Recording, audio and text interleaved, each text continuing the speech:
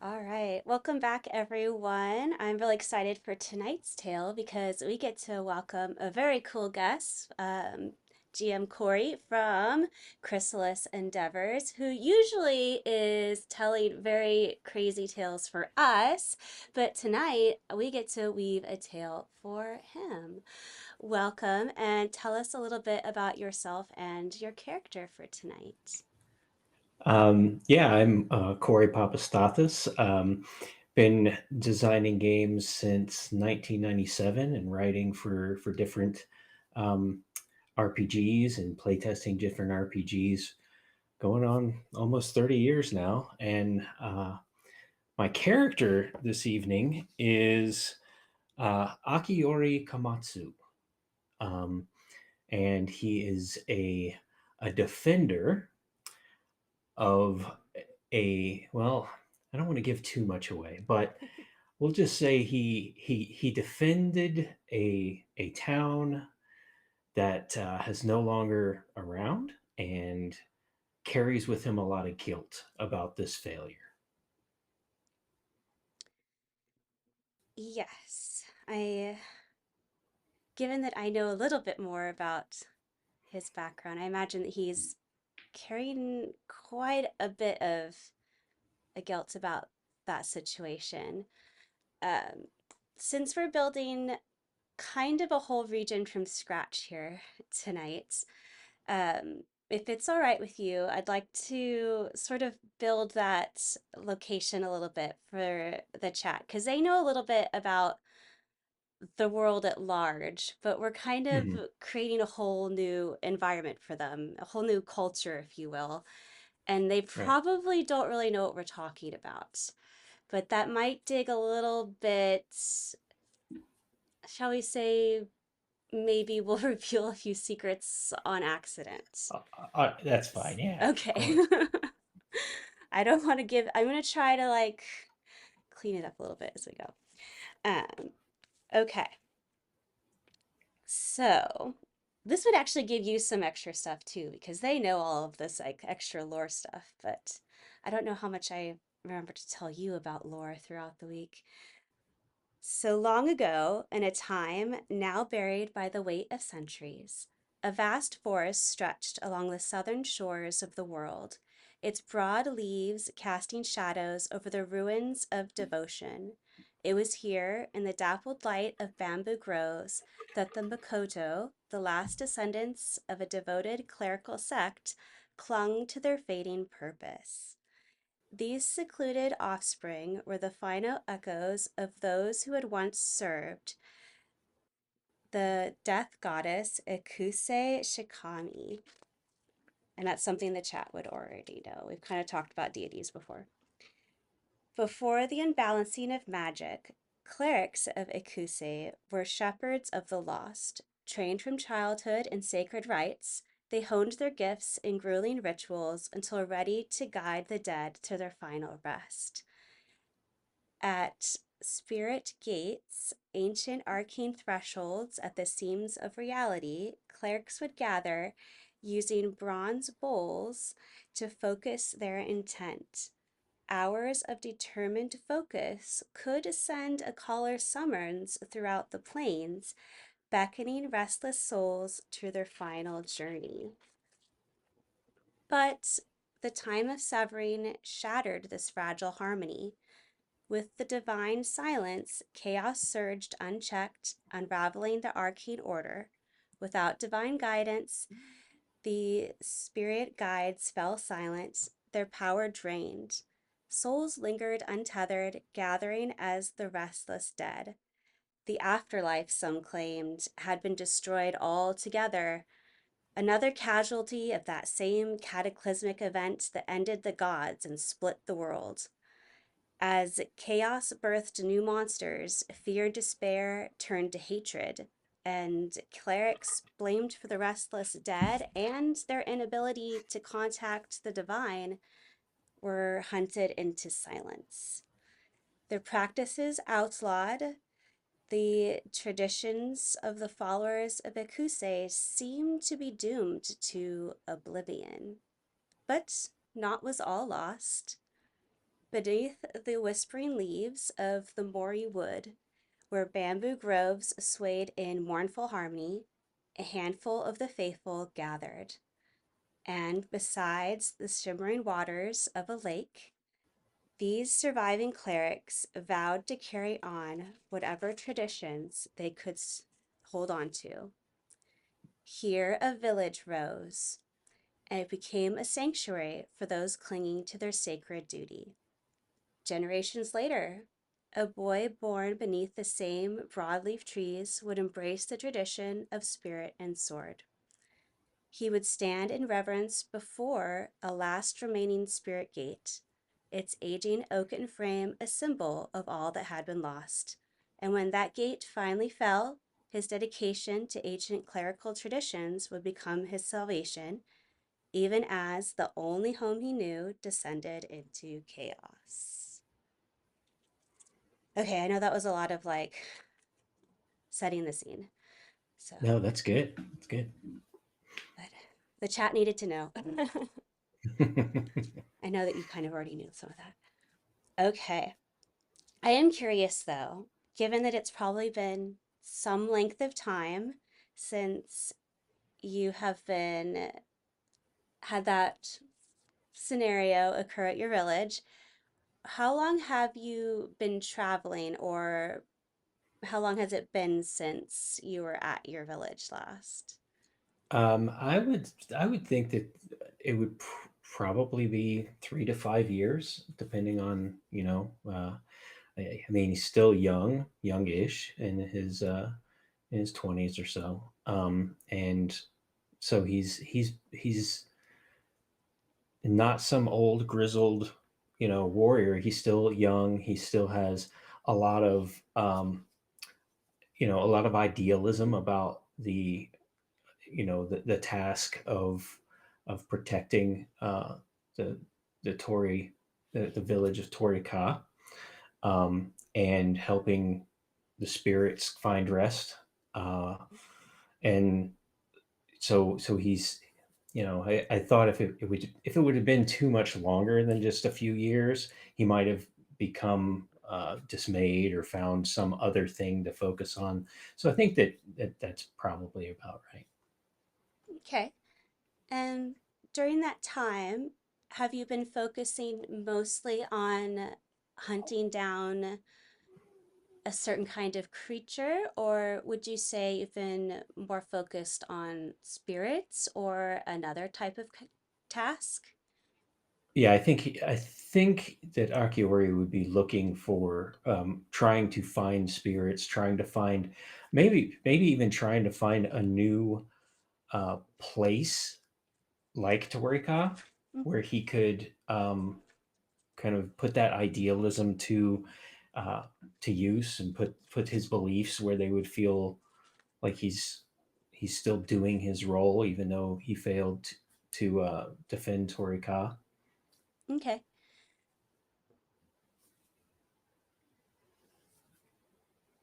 So, something he will have discovered without necessarily having to travel too far across the world is that even all of these generations later, after the unbalancing of magic in the time of Severine, there still aren't any clerics. Um, those laws are still in place, banning Mhm. those traditions. Anyone claiming to be a cleric um, tends to be acting then in that same kind of a role as um, people who used to sort of sell trinkets to try to wipe away your sins. They're not really Right. acting in the name of the church, they're just going through the motions. There aren't any real gods. No one actually has that divine spark anymore. He Mhm. can probably even sense that out in the world without really understanding the ability that he has. I suppose mechanically there's an argument that there are clerics, even if they haven't accepted that's what they are. They have that innate ability within them. They just haven't trained. in that Mhm. special class, but certainly it's been outlawed and persecuted to the point that no one dares openly practice. Um, Right. I will leave it So up. so Yeah, go ahead. finding somebody who is of faith, a faithful person to uh, maybe defend or to it's going to be hard because he probably quickly found many people that maybe he thought that they were that way or his idealism led them to them, and then they proved themselves to be unworthy or not really following even their own ideals, and he would have moved on and been disappointed by the interaction. Yes, he may even found that openly talking about the divine would have Mm, put himself in a certain amount of danger. He may have grown cautious about speaking about it, especially in the okay. larger cities and settlements, because it's just not, it'd be like saying Santa Claus and the Easter Bunny are real. And can I find Right. other people who are worshiping these things? Yeah. Okay. Where's the cult of Batman? Nobody believes these things are real anymore. It's become so whitewashed out of the society. Even if you were to go to another nation or culture, they simply have abandoned the old traditions and are Mhm. now turning to other alternatives because so much chaos is just wrecking everything. They don't have time Mhm. to figure out another system of belief. They're just working on getting through the next 24 hours. And Right. that's how it's been since generations and generations and generations. And that kind of warps societies after a while. Um, but that doesn't mean they don't exist. He's just going to have to really go digging for it. Um, And are there people who can kind of see into the other planes, or that can see like the shattered plane, and like so? But is that more arcane and magic than faith? yes. Okay. Um, so certainly any clerics with enough power that even if they don't realize that's what it is that's within them, they would probably accidentally do this on occasion anyways. But chaos magic has an interesting habit of, much like a wild magic surge creating a wild magic sorcerer, it has this weird habit of creating unique magical abilities. And so Mhm. there are those who have an ability to see beyond. Um, for some, that means being able to prophesy and see into the future. For others, Mhm. that means being able to see into other planes, almost like seeing different wavelengths of light. Um, but they can only do so on a limited basis. There's rules to it.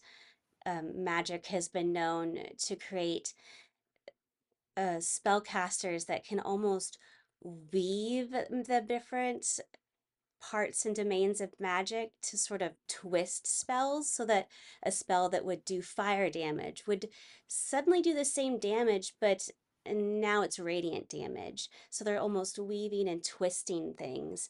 So Okay. chaos is hasn't done just damage, it's still doing its normal job of creating this sort of uncertainty and unpredictability in the world, but it's just sort of doing it on a scale of 20 on instead of a scale of 10 like it's supposed to. Um, Okay. so there's that. Okay. So how does that? I mean, I feel like I came from a place that was more um, rigid and somewhat conservative, Mhm. um, lawful, so to speak, as far as a culture. How does the chaos magic in the rest of the world? How has that changed the culture? Is it a more chaotic, or am I finding that I can't trust people, um, and I'm being betrayed because I'm sort of naive about the world. I would imagine at first, possibly yes, in the Okay. sense that anyone who's lived a sheltered life is probably going to encounter a few tricksters along the way, Mhm. but anyone with a certain amount of intelligence and wits about them will eventually get wise to what's really going on here, especially if they've had sufficient training uh, and preparation. It can kind of think on their feet. Eventually, Okay. they're going to realize I need to ask the right questions, not just any questions. I can't assume that everyone here has been raised with the same ideals. Wow, this is a very chaotic situation. Everyone here is just bent on survival, not just protecting and dedicating themselves to certain traditions. There's a lot of cultures mishmashing together, trying to escape one strange catastrophe or getting to another place. And in the mix of all this is the day to day run of the mill activities that always happen in a city. So he's kind of have to, eventually, he's going to find his feet, but will he do it fast enough to avoid the occasional con artist? Probably not at Yeah. first. Right. But I imagine between the next 3 to 5 years, eventually, yeah, he'll be fine. Yeah, and I also get the feeling that, after these few years of being on the road, there might even be a sense of uh, feeling a little blessed because he's realizing that what happened to his home has happened to these other people's homes long, long before. Like he got to at least experience that while people his age out in the other parts of the world had to live this way like their whole lives. So there's probably a sense of that. Well, I came from somewhere, and this what I learned by having that stability for the first 17 years of his life is that he can share that stability with others and he can become an anchor for people. So I think that that might be a part of the character that I hadn't thought of until just now. So Yeah, all things considered, he's probably a more stable individual than many of the ones you'll encounter on the road. Um, because you're right, he has spent a very significant portion of his formative years in a stable, loving environment compared to right, um, many of these kids who, even if they had loving parents, it's not a stable environment at all. right, Um, right. like I said while we were chatting, this is a world where nothing good happens ever. Literally. Um, there's too much chaos. Planes or earthquakes are just constantly happening. Islands Mhm. are being ripped up into the sky. Like weird stuff is constantly happening here. So that creates a lot of weird stuff for people who are growing up. It's gonna make some very interesting NPCs.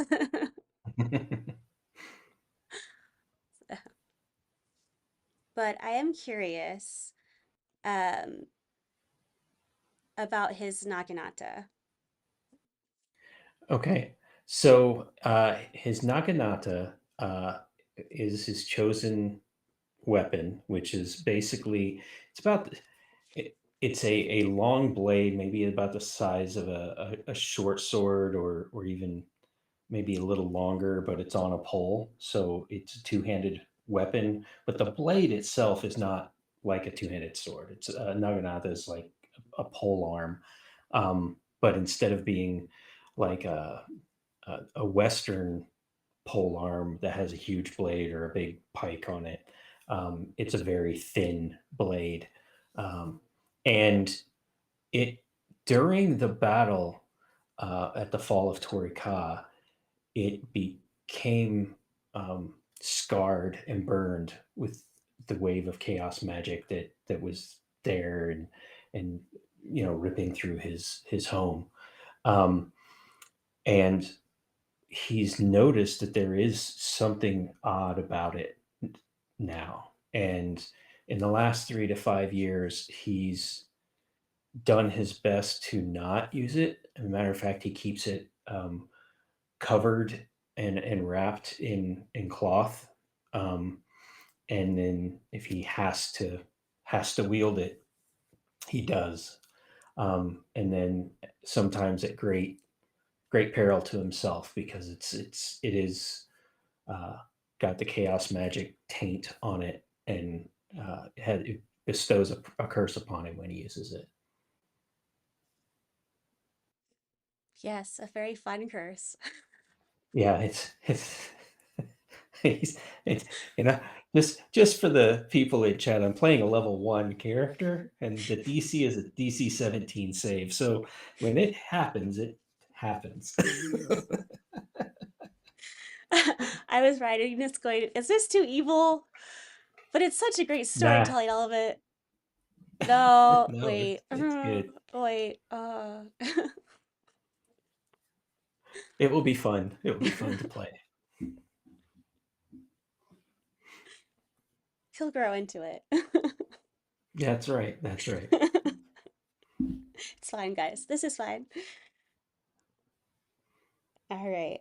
Well, given that he has carried it for some time now, Hmm. um, with it on his person, that sense of it is going to be weighing on him, especially with his Hmm. own innate sense of guilt. And these spirits, they're very persistent when they're trying to reach out to you and Okay. try to communicate.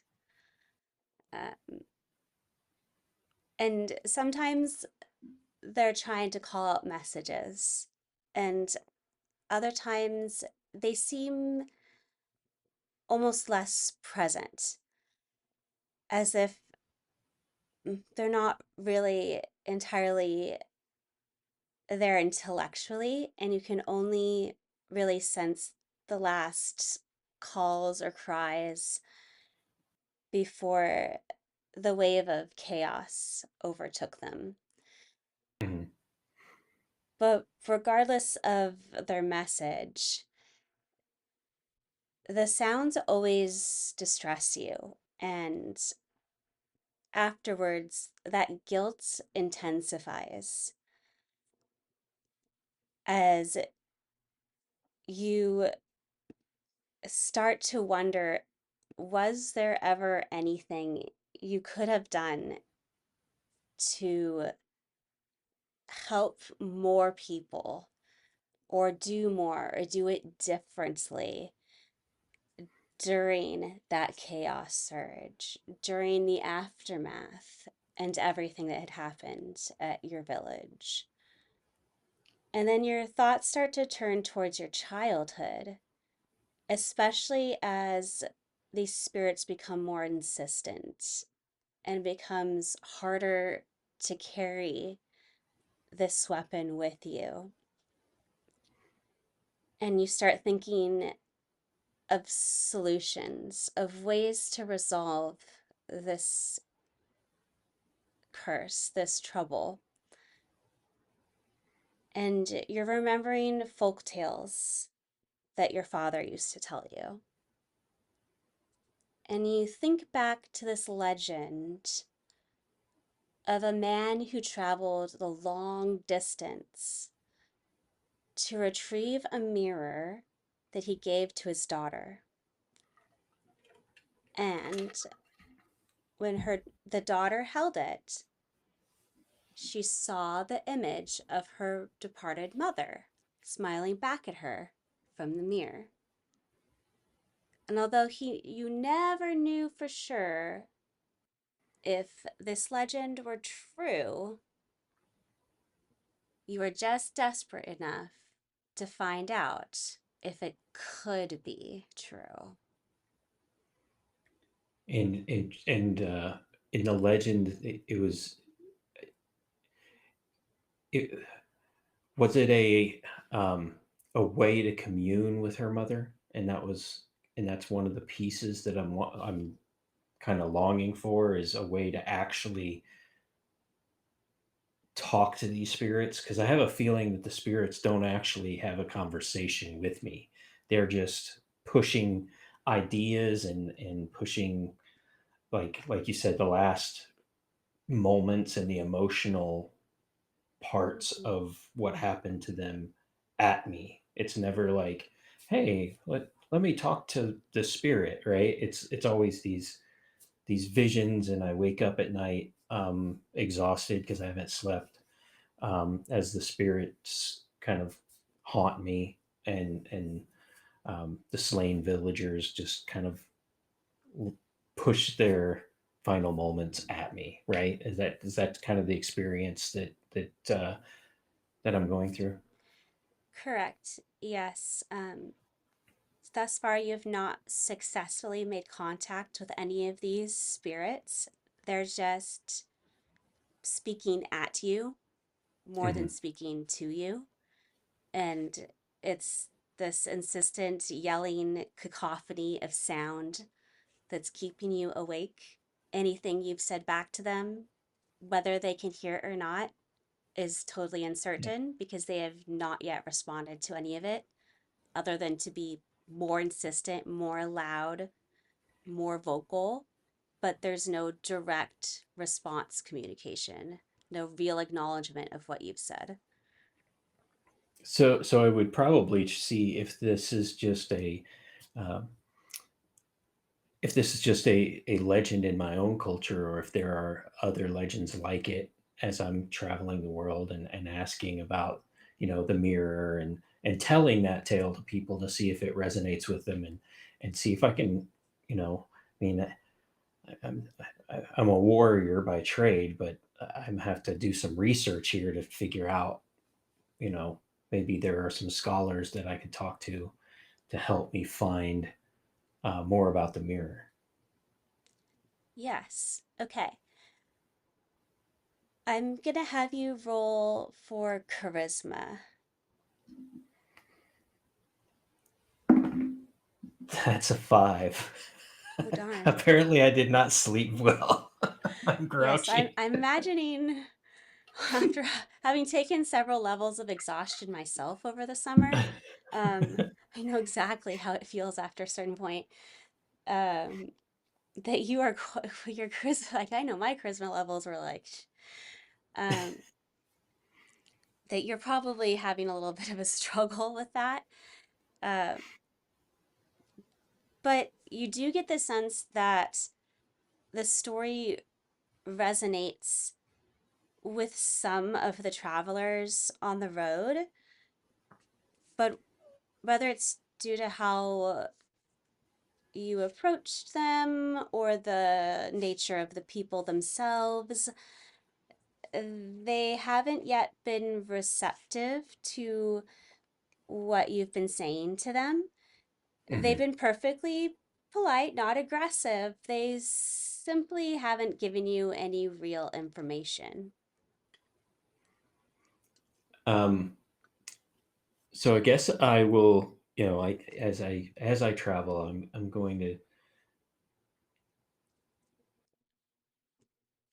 maybe try and find other like storytellers. Go to taverns and just listen to storytellers until maybe somebody tells a similar story, um, and then, you know offer either my services or what little gold I might have, or to help them, or to get them to kind of share that knowledge with me. Okay. And you're pretty far south at this point, actually fairly near to one of the eastern deserts. Directions are hard. Uh, do this every time. This is how we ended up with West Erida in the east of the continent. It's like canon now. I can't change it. Um, because this went on for months before someone corrected me. I was like, it's a thing now. So sorry. Um, so you're near one of the deserts, and there you find a temporary settlement built primarily for traders and other caravans planning to cross the sand seas. There you find a tent dedicated to rest and restoration, a tavern if it were a permanent settlement. And inside, there is a storyteller. You presume that she is a bard, although she's dressed a little bit differently than what you are used to. Not quite the colorful clothing you've seen on other bards of the region. More muted, more serene, although her clothes are certainly travel worn, as is the nature of bards. You also notice that she seems to have a couple of daggers slung across her belt, almost as if the musical arts aren't her only profession. But she's sitting up on the makeshift stage, singing a couple of ballads. You recognize the music to be more southern in origin. So she seems like someone who might be able to help you. And when she finishes her song, it seems as if the merchants appreciated the music, and she is able to greet them as a friend before moving over to speak with the proprietor of this particular tent. Okay. Well, I will trying to be very patient, but letting her know that I kind of walk up, but I wait until she's done talking with the proprietor and just kind of stand there, kind of at attention, waiting for a moment for her to kind of look my way and give me some acknowledgement. Um, and then once I feel like I'm not interrupting, I'll speak. Okay.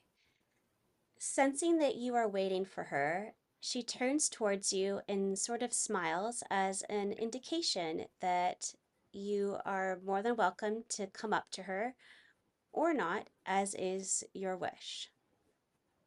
And so yeah, I'll go up to her and just ask, can you tell me more about uh, the song that you were singing? Um, there there were some some lyrics that resonate with a story I once heard. I'm happy to buy your drink, or should you need protection? And I look at her daggers, like, I don't think you need protection, but should you need protection, I'm here to help. She smiles at you. Well, I do like to trade in information. Now, don't get the wrong idea. It's not the more illicit sorts of information I like, it's knowledge. I like to collect new things, so to speak. I like to learn new skills and trades. And I see that you're a bit of a weapons master yourself. I will gladly trade you the knowledge that you're looking for if you will trade me a bit of knowledge yourself. Perhaps teach me a new weapon skill.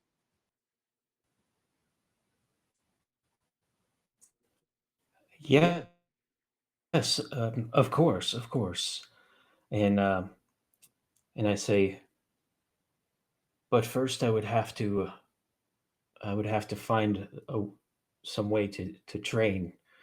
And I look at, you know, the big wrapped in cloth naginata, and I say, have you ever seen a naginata? And I kind of pull the blade, pull the cloth off the blade and kind of show it. And then I go, if I could teach you how to use this weapon, it is not like another polearm or a spear. It is more graceful in the way that you would use it. She looks up at it, admiring, considers,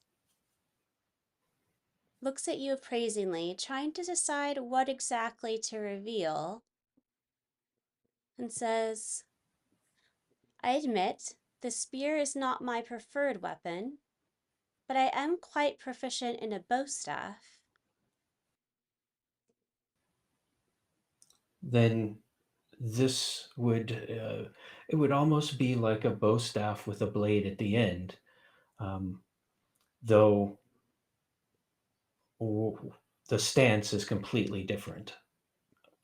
Whereas with a bow staff, your your stance is more, and I kind of take the naginata and stand in a bow staff stance where it's in front of me like this. Um, and then I look around this small tent and I go, but there's no room in here for me to really show you the stance of a naginata.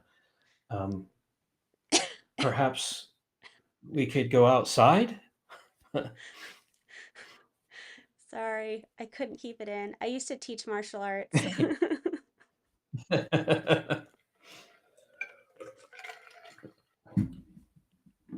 I was just imagining that scenario. uh, she will say, after you. Okay. And so we head outside, and then um, I take I'm very careful to keep I like tie the cloth so that we're not touching the actual naginata.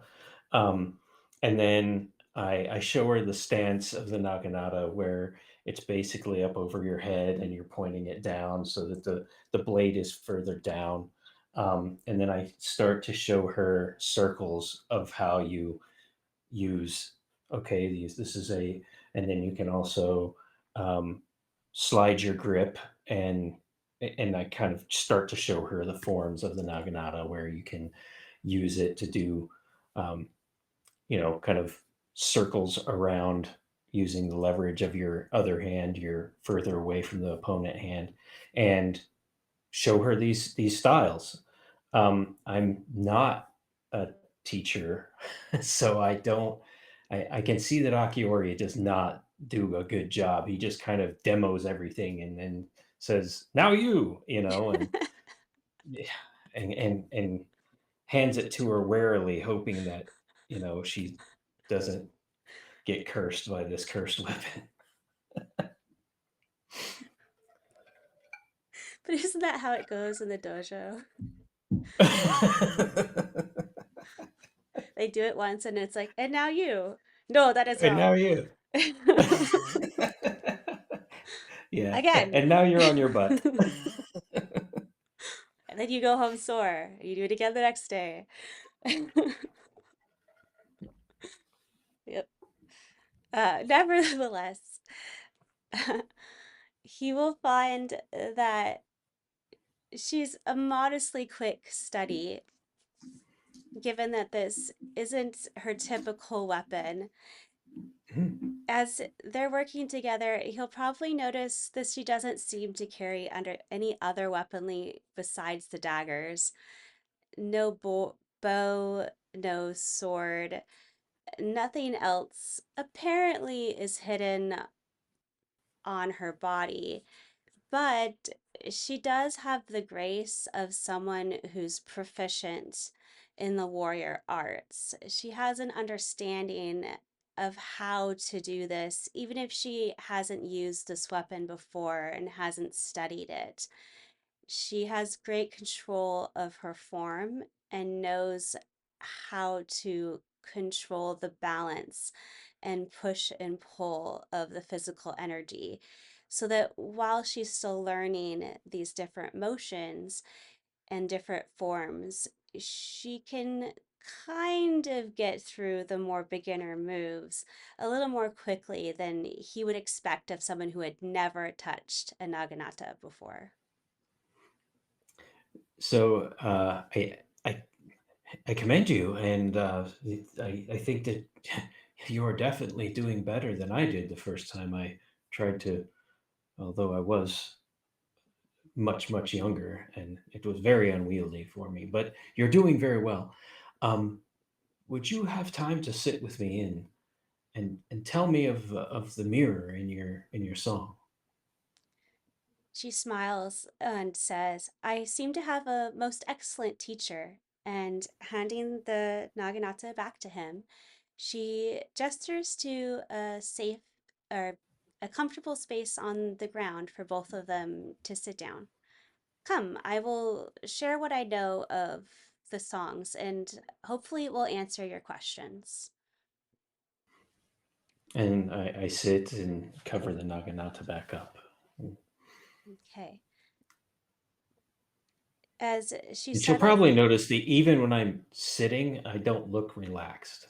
hmm, okay. Um, with that in mind, it's her natural instinct to try to make you as comfortable as she can, or at least to ease your mind. So you'll probably notice that she's noticed this. Um, and so her behavior is probably going to adjust to try to accommodate this discomfort as best she can, even if it's just to be as still and as unthreatening as possible, since she's not really sure what's making him feel uncomfortable at the moment. Mhm. Um, but she will try to give him the information he's looking for. And so she will share the music I was performing today. These are very ancient songs, based more on myth and legend than true fact, I will admit, greatly embellished throughout the generations. But beneath legend and myth, and perhaps the occasional tall tale, there's always a little bit of truth behind every story. At least that's what I've found. It's true, these songs originate in the South, but this particular piece of music is actually not from here in the deepest South. As far as I know, it comes more from the Middle Kingdoms. I'm not sure where the original story itself was born, but over the generations, it's been translated into many different languages. This story tells the tale of a mother who loved her son so very much that when she had to leave him, she wanted to make sure there was always a way they could find their way back to each other. And they did that by creating a most wonderful arcane artifact. She was a very unique and powerful individual. I have to ask, how much do you know of the divine? I I'm wary. I look around. I'm like, She's is going there to be anyone very else direct. listening? That's kind of in her nature. Yeah. And is it I was raised in a place where it was not so uncommon. Uh, the village that I come from, there were many who had strong beliefs, and we guarded the spirit gate um, until un, until the chaotic wave and the chaotic energies destroyed the village, and aberrations came from the wood. As far as I know, I am the only survivor. So, to answer your question, I know only what I learned from my mentors, though I was a warrior in our village, um, not not someone with the spark of divine.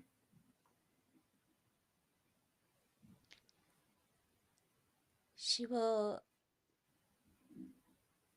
seem very serious and rather downcast when she responds and say, I have encountered many victims of the chaos surges that still plague the continent. As a road walker, I've seen many tragedies, and I'm always most sorry to hear that yet another young one has had to yet again encounter such a terrible thing. And I always hope that someday there might be a way to help balance the scales again. Yes, I as well. But I do feel that I have been lucky. For many years, I see that the lives of those that I've met along the road, and uh, I only the most recent ones in my life have been this way. While I see many children and other young adults like myself scraping to survive day to day. And where do you come from? And well, what is your name? I've forgotten again, haven't I? When you've been to so many places, it seems as if you have no name and all the names all at once. Well, they call me Ada, of the road, as it were. I come from everywhere and nowhere all at once. Don't seem to really have a homeland, but as a road walker, I get to see many wonderful places, and I get to tell many wonderful stories besides. I think that's my favorite part. It is nice to meet you, Ada. I am Akiori, and I, um, if I were to look for this mirror, if I were to look knowing that it's a legend, but it's also a legend from my own culture. So it makes me feel like there is more truth to it because the story is told in many places. Where might I search for it if I were to try and find this mirror? She thinks for a moment. Akiori, I feel I must be very direct with you. The stories may be varied regarding this artifact, but there is one addition to the tale that the Itzoli tell. Have you ever encountered the Itzoli on the road? They would be dressed in wild, varying colors, perhaps singing and dancing, often transporting goods between cities. And had I come across the Itzori? Probably. Okay. Yes, yes, I have. I have met some of their clan. They, I, I shared a campfire once, though at the time I was very wary. I had just been betrayed by someone I trusted and wasn't very forthcoming with them. Hmm. Well, regardless, truly then you were blessed, for the Itzoli trust very few, and if they allowed you to share a campfire, even if perhaps it was not under the most hospitable of circumstances, it shows how much welcome of a friend you were considered around their campfires. It's not many who get to have a chance to sleep amongst their tents. But that is a tale for another day. This is the most important tale. Not many know that the Itzoli keep the true histories of the world. They know all the secrets, perhaps many more than your peoples were able to keep. Hard to say, since it seems you already know quite a bit of the world's histories. They would be able to tell you much more than I, but I do happen to know the rest of this tale, which is that the mirror that the powerful mother and son created, it wasn't just to help them when they were parted here in this physical world. This was created long before the time of severing. This is created when the gods were ascending. And the mother and son didn't want to be parted during that time, not during the living and not during the dead. And it is said that the mother who created this very artifact ascended to become Ukuze Shikami, the death goddess, she who holds the scales. Whether or not she ever really had a son, and if he ever had descendants, I cannot say. But if that was ever true, they say his name was Matsuyama, and that he was able to use this mirror to commune with the spirits, to even speak with his mother upon occasion, and she with him upon his passing into the next life, and so on, generation to generation. If the mirror still exists or ever did, it would be wherever Matsuyama's generational descendants now live. So, do I know of that family tree? Hmm. Before Were I there? answer yes or Do you want me to no, I'm going to have you roll a history check. history check? Okay,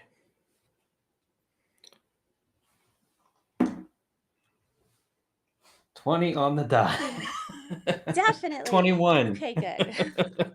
I was like, history's only a +1. Oh no. The dice gods have spoken. Hey, I rolled a 5 for my charisma. It's Well, that time they spoke in a different way. Sometimes the answer is no. Uh, so in this case,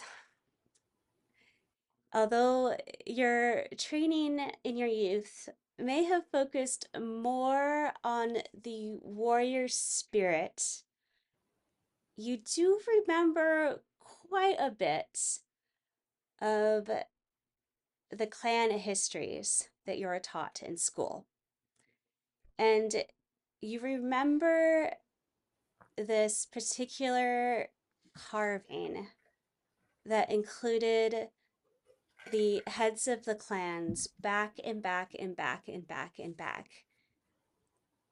And although at the time you didn't really understand the significance of why each of the clans would want to trace something like that back, after all, it's nice to acknowledge the head of the clan, but why trace their ancestral tree?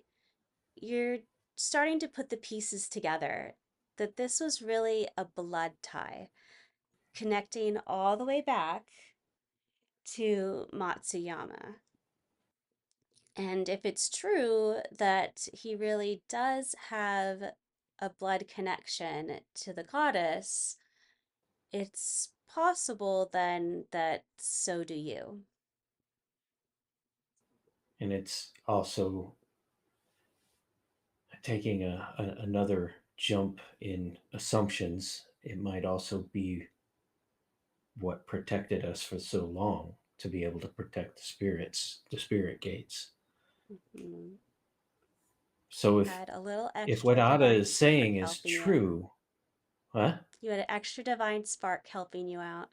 It was Yeah. just on the inside. If what Ada is saying is true, then perhaps the mirror is back where I came from. Hmm.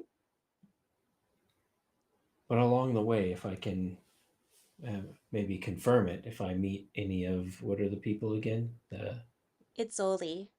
It's Oli. It's a If I could, Romanian word. if I meet any of the Itzoli, I might be able to ask them as well. Mhm.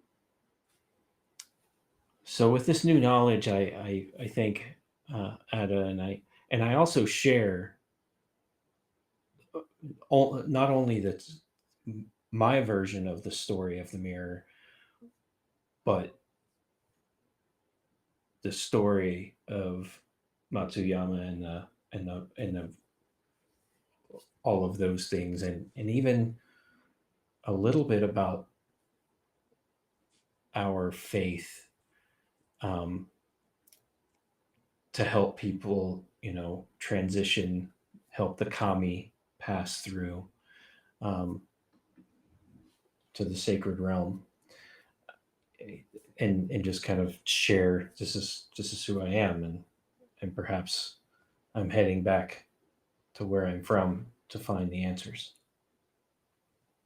And when I say that I'm heading back to where I'm from, there's it might like an unconscious movement as I put my hand on the naginata, as if saying to the spirits, to I hear you, I hear you. She will catch the movement, but not comment on it. And she will say, going home is a difficult thing, but I'm also glad that you will be given this chance to go home again, even if it's only this once. Sometimes there is a great resolution in getting to see that place that caused you heartbreak. And perhaps it will help heal your heart just a little to get to see it one more time. I hope you are right.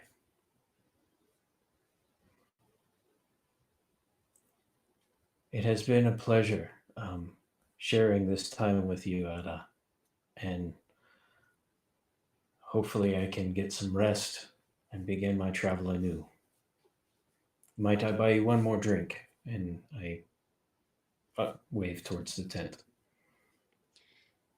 She will decline, but she will offer her assistance if you need anything, and will even offer to travel with you for a while if that is something that you wish.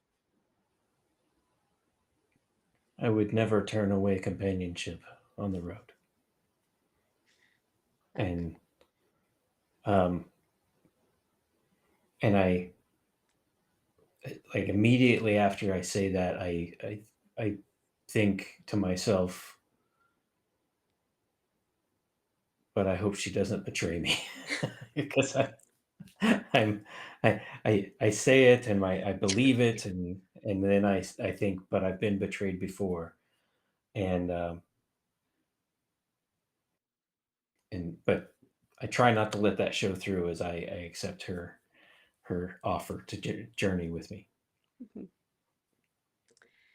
Uh, yes, she will gladly go with you. She's one of those I like new experiences and learning new things kind of a bard. sh- yes, okay. She's not someone who's ever going to betray somebody. At least not from her perspective. She does really like learning new things though, so there's always that conundrum, so to speak. We had difficulties playing through Vecna. Anyways, we had to touch all the stuff. And that's how Ada died. Anyways,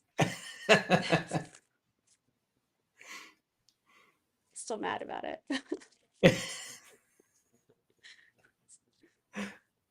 GM knew too.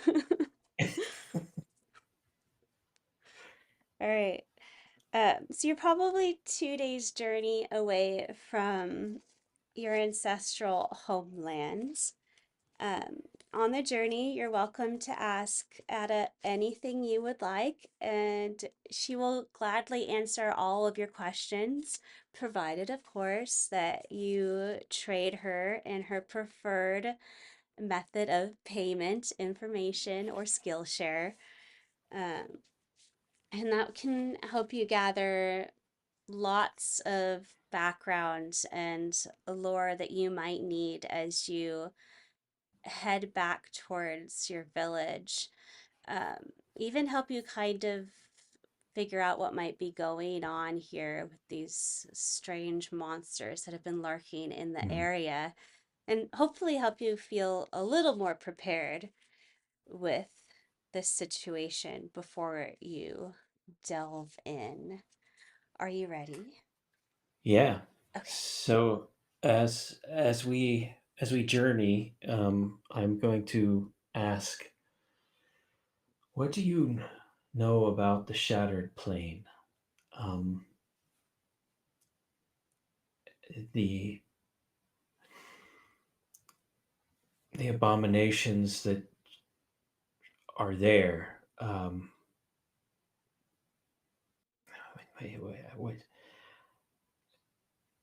What do you know of it? And I just stopped there, as there's it's very obvious that I'm hiding something or that I'm not saying the whole thing. She will sort of eye you out of the corner of her eye as you walk, but choose not to comment, instead, answering the question directly. The shattered plane, when magic was unbalanced, we know that chaos magic began to surge out in these waves. And that's part of the strange anomalies that began to occur in our world. She's taking on a bit of an educator's tone. But what many don't realize is that in the world that came before, there was much more of it than perhaps there is now. Think of it like dealing with, and she'll look around at something for an example. Oh, I know. And she reaches down and grabs a pine cone and says, think of it like the pine cone. When it's all closed up, all of its parts are still part of the whole seed. But at some point, it will sprout, and those little bits of seeds will fall apart. And as it ages and decays, even the petals of the pod will eventually fall off and wilt and die. And all you'll have left is the core. And this is like our world at the time of the severing. At first, it was a nice, whole, single pine cone. But then it opened, it was ripped apart, and different elements were spread in different directions. And that is how we ended up in the world of the Fae, a plane that perhaps some have visited on occasion, but certainly not on purpose. And that is how we have the shattered plane. Everything scattered, inside out and backwards, supposedly an echo of our world, but only at first, only for a while. The longer anyone has stayed there, the more it becomes just a strange world of blacks and grays, a sea of mass and shadow, where nothing is as it was even 10 to 15 minutes ago. A strange, bizarre world. They say if you become lost there, you will become corrupted by it, a thing of shadow yourself. Perhaps that's what these abominations were, just things of shadow that became corrupted by the shattered plane, little lost souls that wandered in, tried to find their way back out again, but when they did, they weren't the things that wandered in the first time. Of course, there's always the possibility that there are things that originate from the shattered plane, but no one really knows for certain. This all makes good sense. And I glance towards the Naginata wrapped up. I've I've seen it, and on one occasion I've even been there in the shattered plane. It is it is a boon, I question mark, of the corruption within my weapon that I can see into the shattered plane and step into it if need be, although I have not done so since I left Torika, since I tried to chase the beast into their own realm to chase them away. So I can understand how one would become lost and would be changed. I did not stay there long, and it assuredly changed me, and assuredly it changed this weapon.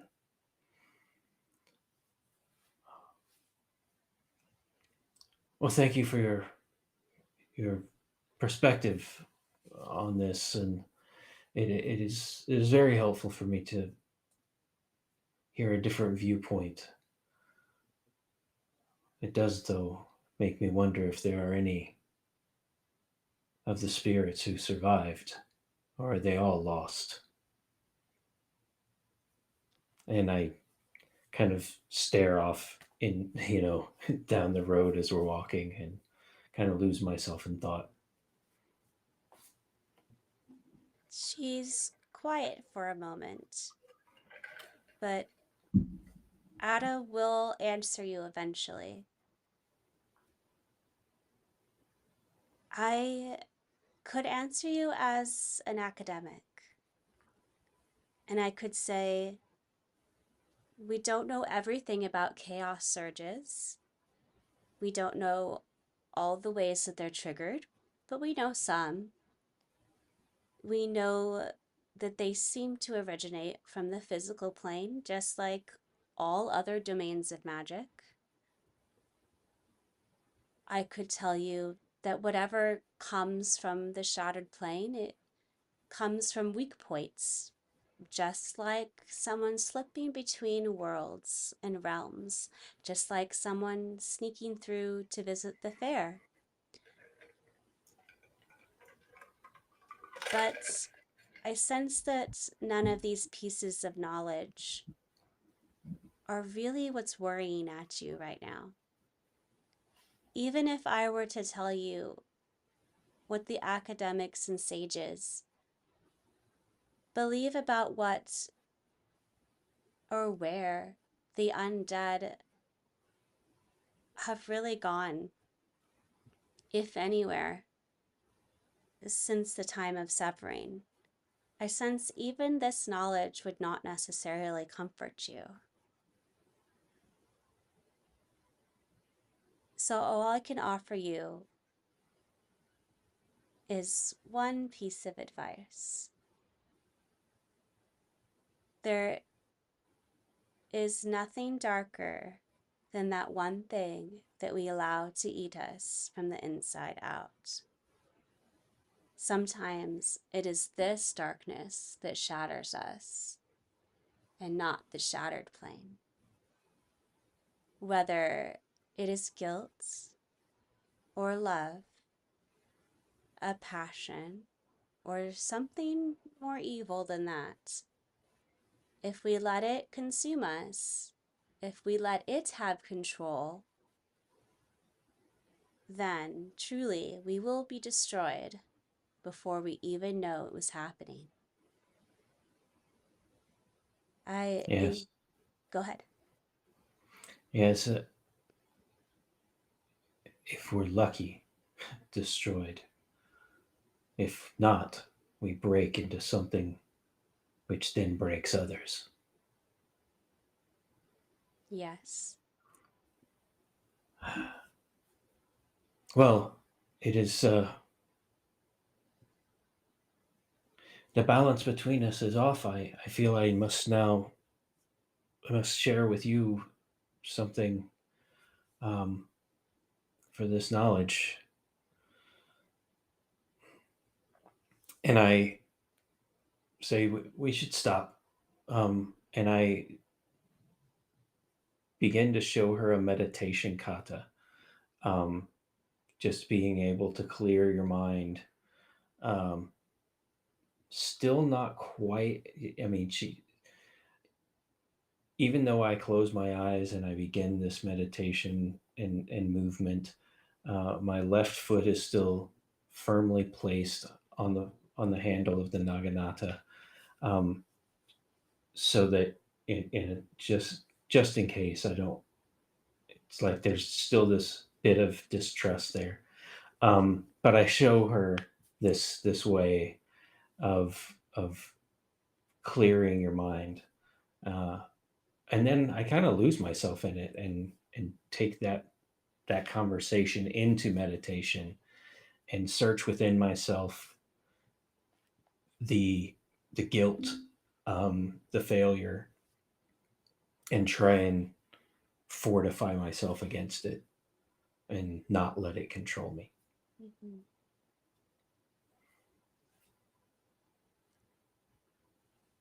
When the kata is complete and you've opened your eyes,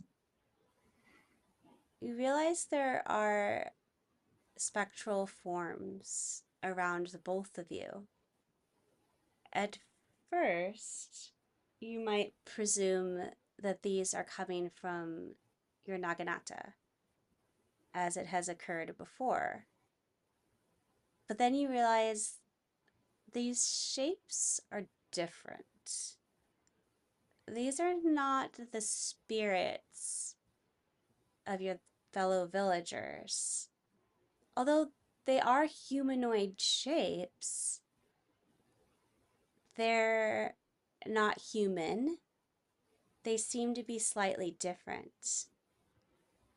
And as you turn to glance behind you at Ada, you see that she is still in meditation and flowing through the kata.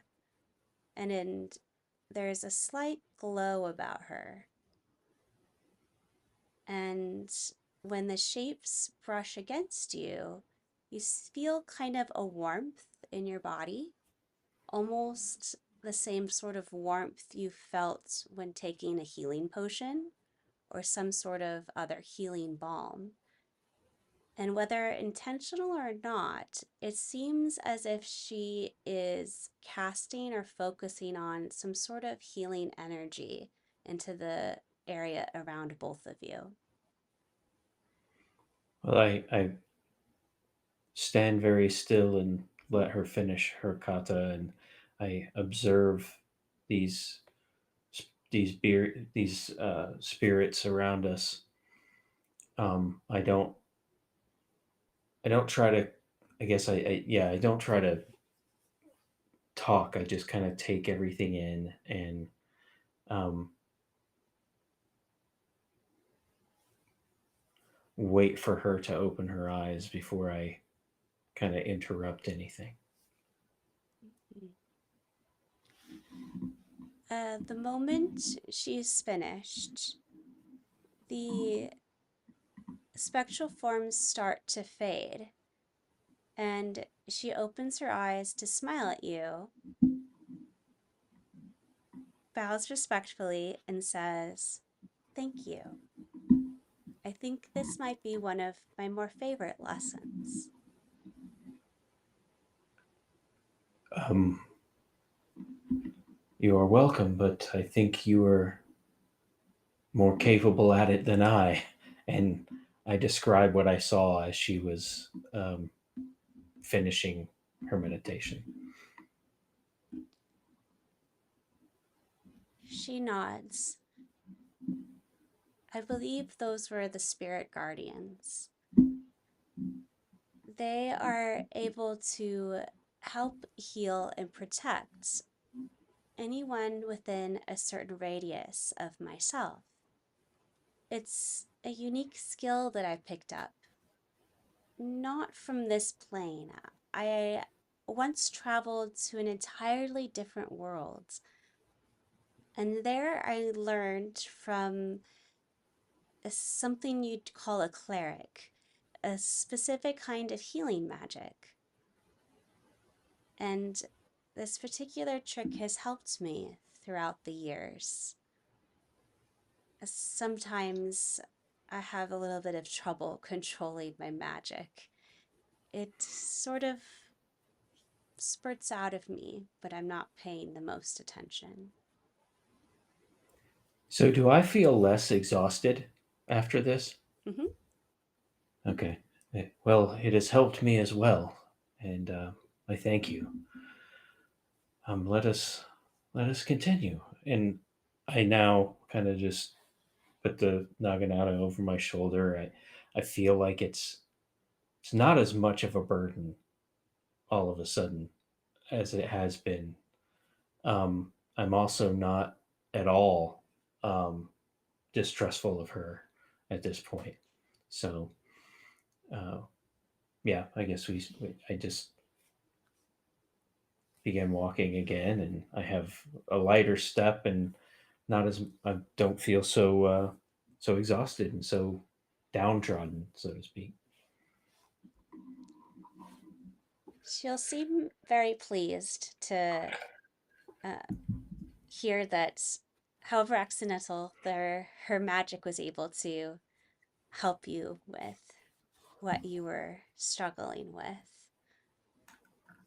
And before too long, you are going to approach the Mori Wood. Do you have any last questions for Ada before we go into the woods, so to I speak? don't I don't think so. Okay, sorry. It's my traditional joke. All right. So Mori Wood lies on the southern edge of the continent, a dwindling verdant scar stretching east to west beneath a canopy of ancient maples and twisting oaks. The surviving clerics of Ikuze once preserved their fading rites. Hidden within dense groves and sheltered by porous stones, their settlements grew into the 10 clans of the Mikoto. Now, the forest is a shadow of its former self. The chaos surge which destroyed your home left Mori Wood fractured and scarred. Twisted entities roam the region, shadowy horrors that corrupt the land, draining the very life force itself.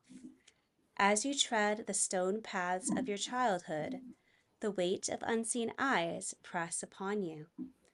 The restless dead linger here still, their presence growing heavier with every step you take towards the ruins of home. And what do you do next? Um, as I start to feel this, I turn to Ada and I say, perhaps for your own safety, I should take the rest of this journey alone. Um, I do not wish to bring you into danger. You have been a great companion. You have taught me much, and though I'm sure that you are very capable, I would not be able to forgive myself if you were to come to harm. She looks down a moment.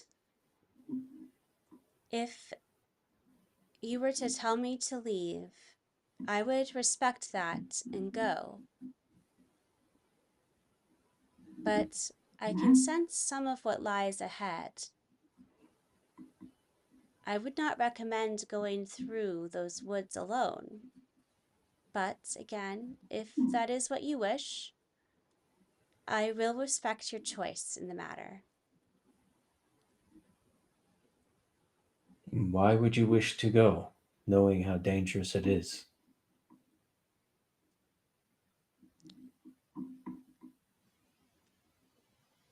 Nothing worth learning truly comes easy, does it? And that includes growth.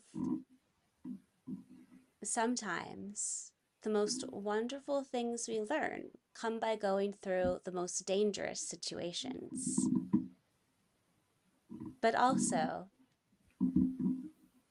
what sort of human would I be if I let you go through that forest all by yourself, standing here at the edge of it as I am right now? Like most that I've met, and far better for your companionship. But I will not turn you away. If you wish to go with me, I will accept your help. And if it ever becomes too much and you must flee, I will I will not hold this against you. She nods. Onward, then. Perhaps, Onward. since you know the way, would you like to lead the way?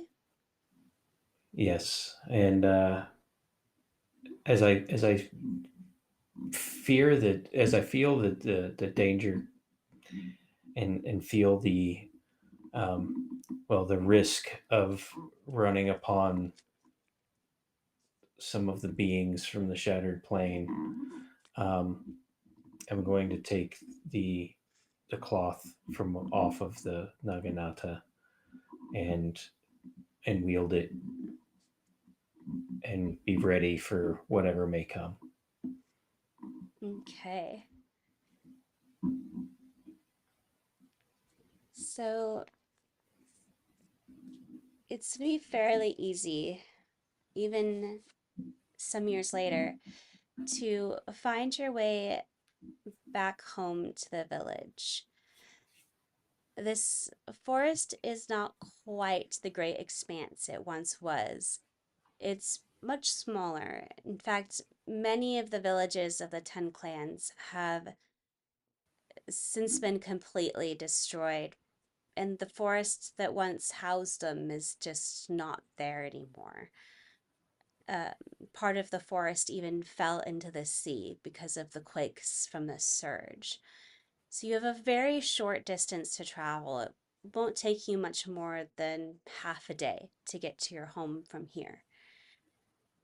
But that doesn't mean there isn't plenty of dangers here in the forest. Luckily, these unique porous stones do smother your footfalls, but they do also smother the footfalls of everything else in the woods. So it's going to be pretty tricky to figure out if anything is tracking you. but that doesn't mean that you're completely helpless in this scenario. There's some useful things about moss and lichen and underbrush. And if you know what to look for, you can kind of figure out if anything big and rustling has been hanging out in this area. So, with that, please roll a survival check.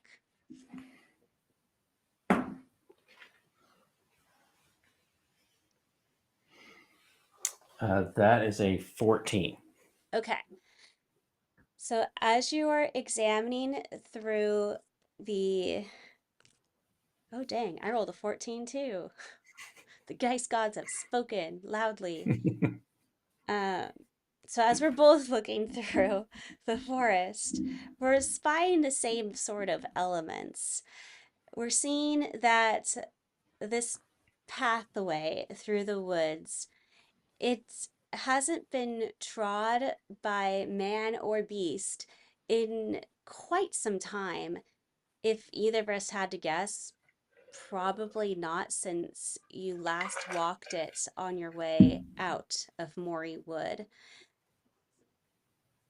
You can tell this because not only are there tons of fallen leaves about from the broadleaf maples and oak, but there's also plenty of lichen growth. Lichen likes to be left alone, so it definitely would not have grown on top of a pathway where lots of feet were trotting. Looking around, you can also tell that there aren't a ton of broken branches here, so there aren't very many taller beasts running through the area.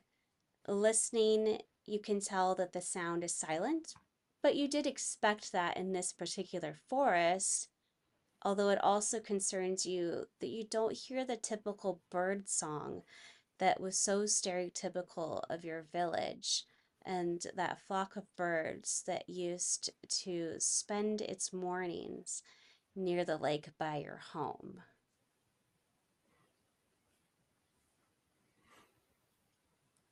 So um, I'll carefully uh, you know, push forward towards the lake, and um, I whisper to Ada, "There was once a flock of birds that lived here. You could hear their song in the morning, and it was it was peaceful. This place that is now destroyed was very peaceful. After venturing beyond, I I wish that many I had met had been able to find the peace of one morning by the lake."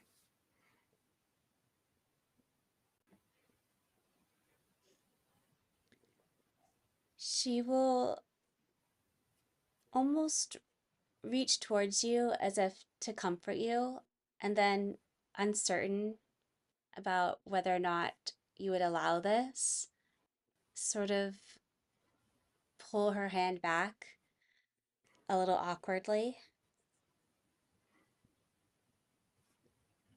I am sorry.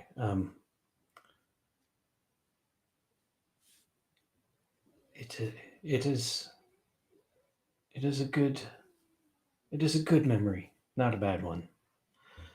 Um, and I say, come with me, uh,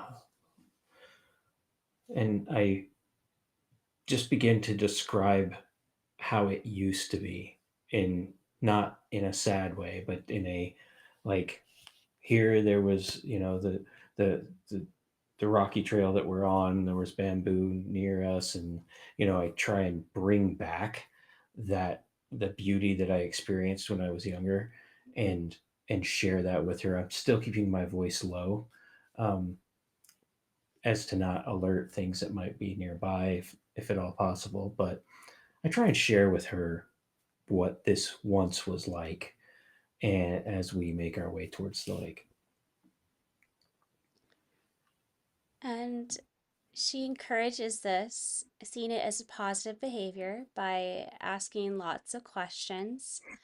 and being very excited about this newfound knowledge. And in this way, you both pass the couple of hours it takes to make your way over to your village. And before you know it, a bend in the path reveals the ruins of Torika, the village of calling birds.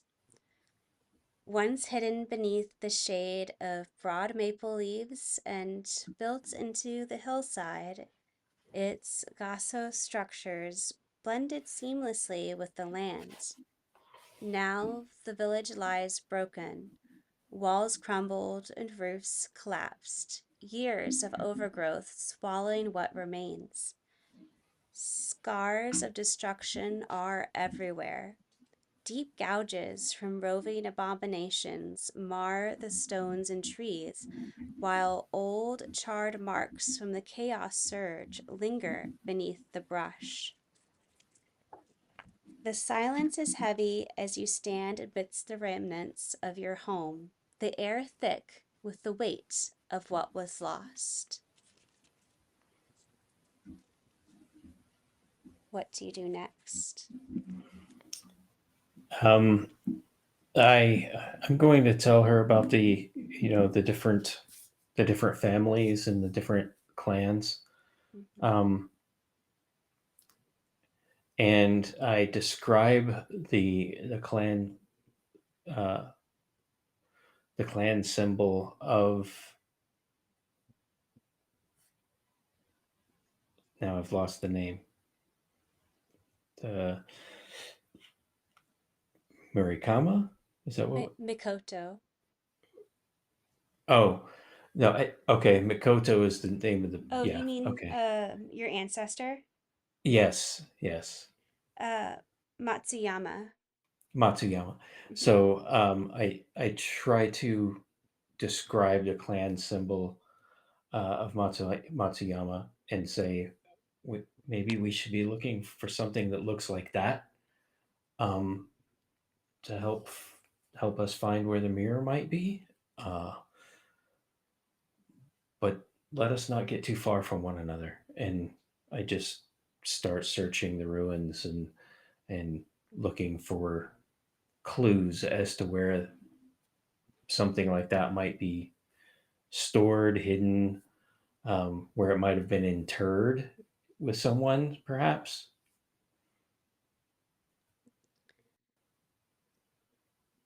She is going to hesitate as she's saying this, but as someone who spent perhaps too much time digging through the ruins of various locations,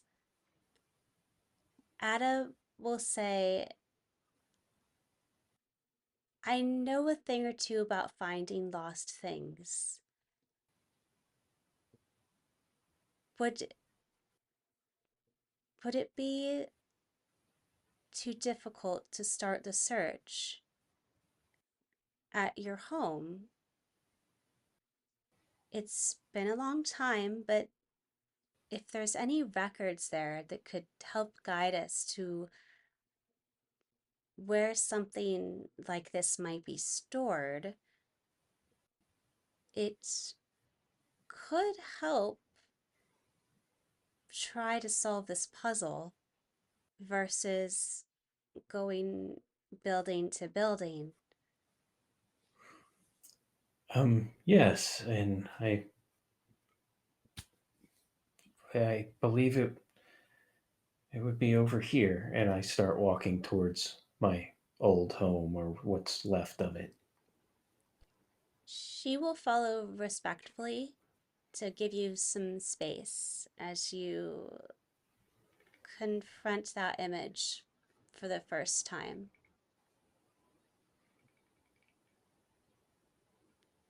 And as I walk up to the home, I just get get these feelings and images of the chaos in the town, um, the people scared, uh, the those like myself trying to fight the aberrations, and then I kind of shake it off and proceed into what used to be my home to try and find any clues. Mhm.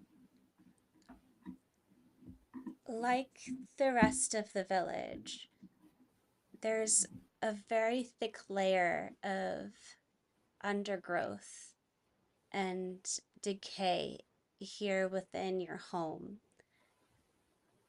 The wooden walls have started to collapse, and even though you're only on the ground floor, you can tell that in the stories above you, the roof has begun to fall in.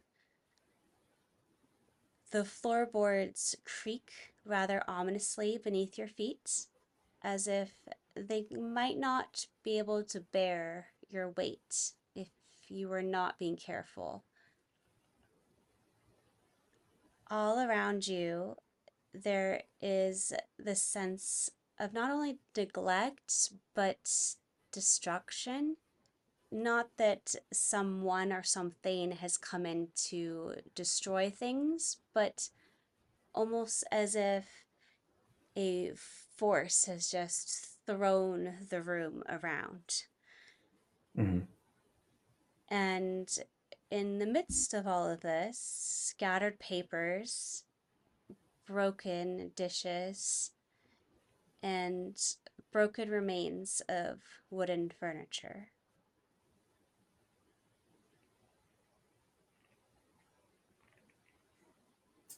I'll start picking through things on this lower level. I warn Ada that the roof may be unstable and the upper levels might not be safe. Um, and I just start moving furniture around and looking under things, and um, trying to be somewhat systematic as to where I've looked and what I've done. And um, if I don't find anything on the lower level, I'll try and go further up, but I'll be very wary, and I wouldn't want both of us to go up there at the same time. Um, as you are both digging through this structure, you do eventually get through to your father's study,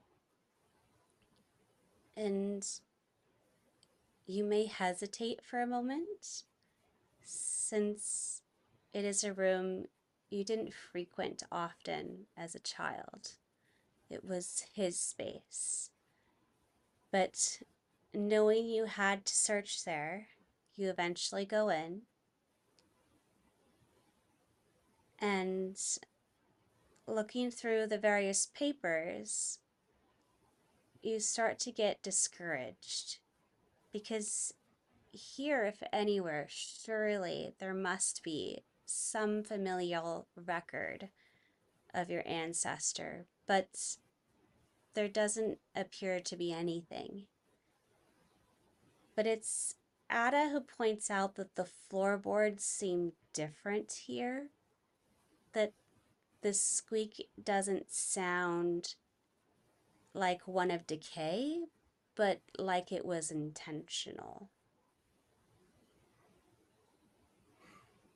I'll kind of clear off any debris that's on the floor and kind of knock around and see if there's a place that might be um,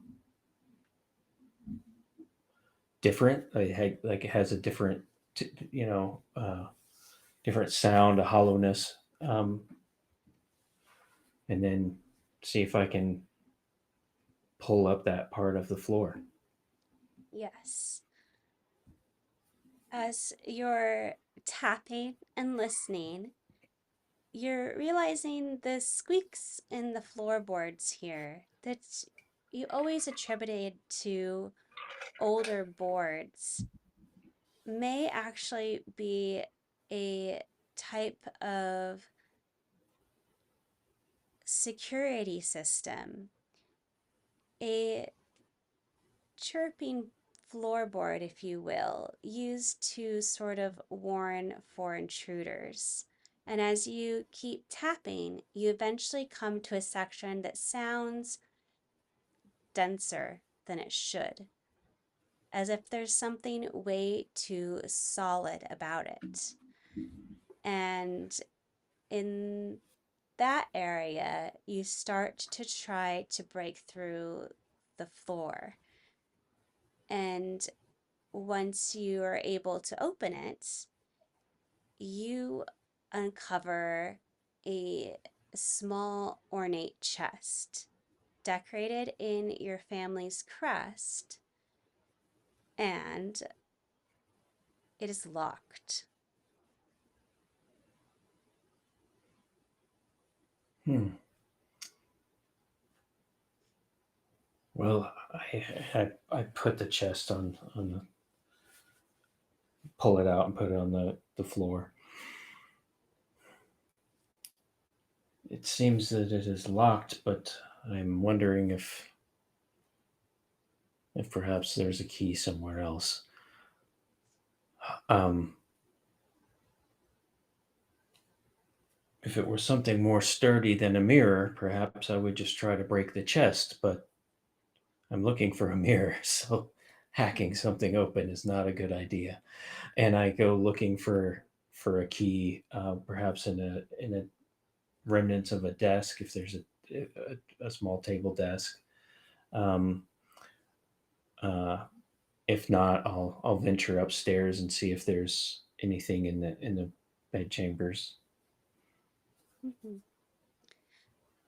Um, Digging through the desk and the different drawers, you do find a ring of keys, some larger than others, but a few do look promising as if they might fit into a small storage chest, just like this one.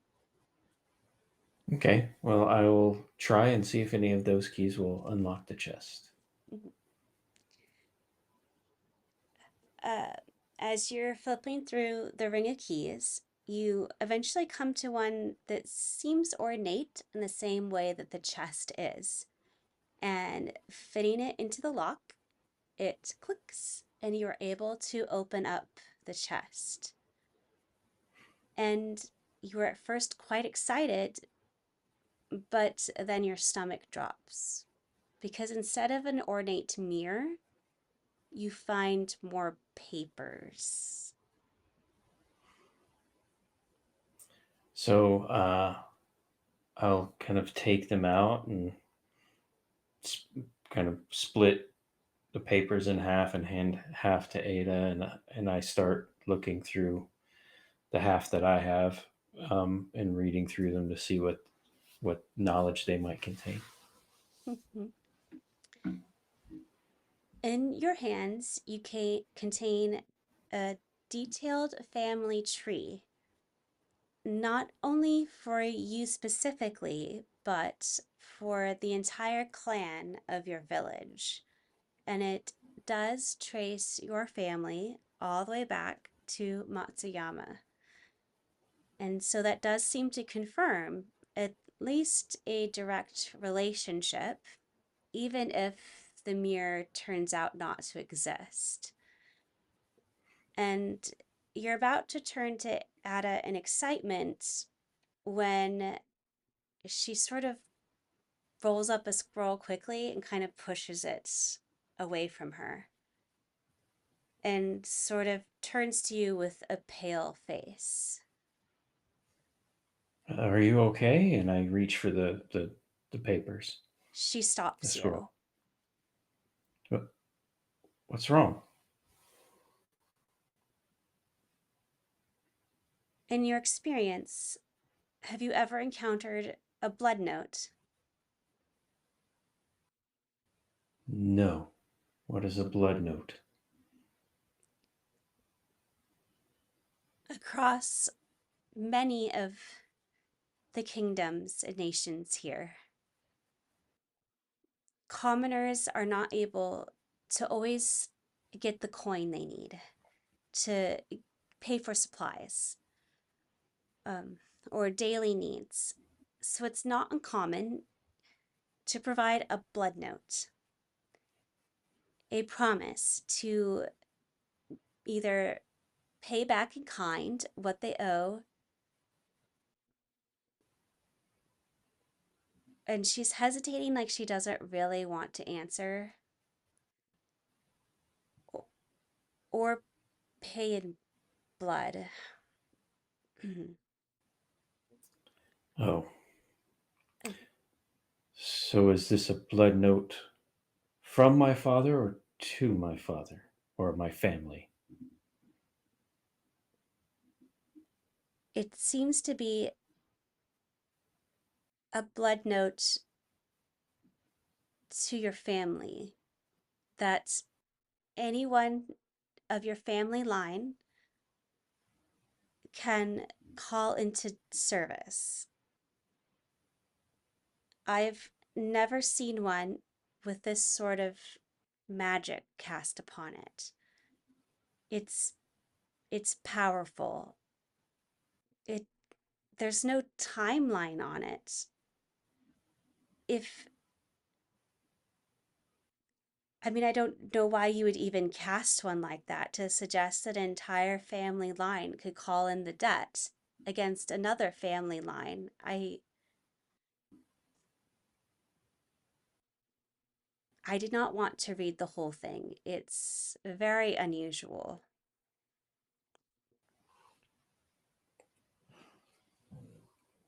Do you presume that it might call across the different planes? For the family may not even exist anymore that owes our family this debt. She looks down at the note, thinking,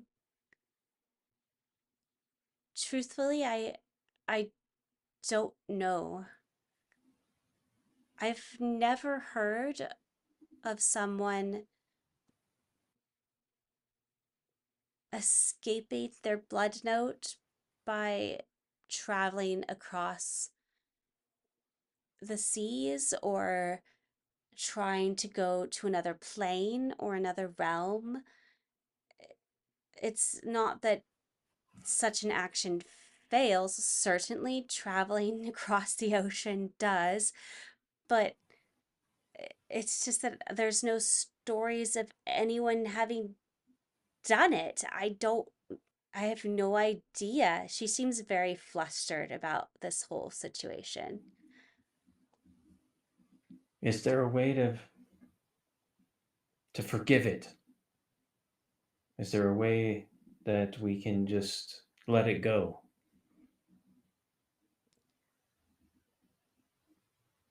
This debt that my family must be owed. I've never heard of a blood note being forgiven.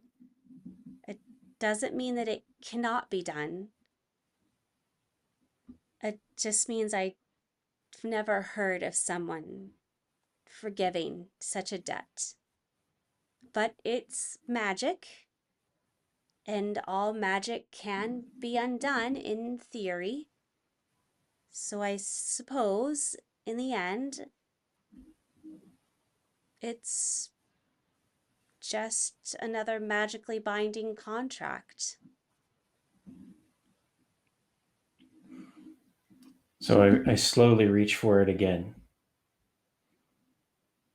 She doesn't stop you. and then I'll I'll open it and just look for who owes, the family that owes my family, just to try and find out who it is that owes us, and if possible, for what did we give them? The blood note's going to be written in a very old style of kanji. So it'll be challenging for you to make out the exact details. Okay. But you will see that this involves a life debt. Whether a life was saved or lost and now must be repaid is uncertain, but you do see the name of the person who owes your family until the debt is recalled. And all it says is Sui Yin.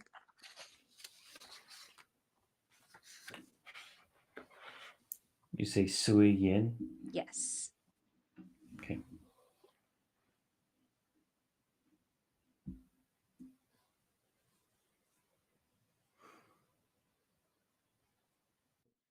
Do do I know of a family Sui Yin or a person from history? You know of a water dragon from your childhood folk tales.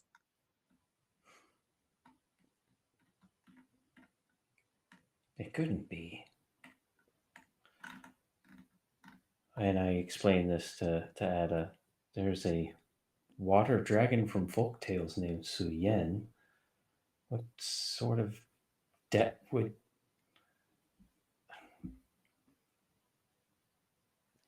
She frowns.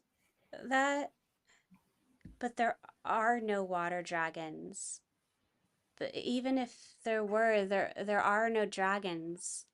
The dragons are gone. They were hunted from existence generations ago. What is the blood note for a dragon still doing here? Well, I, I'm unsure. Uh, at any rate, I take it and I'll just kind of tuck it away and say, if I could forgive it, I would. Whether it's a person or a long dead dragon,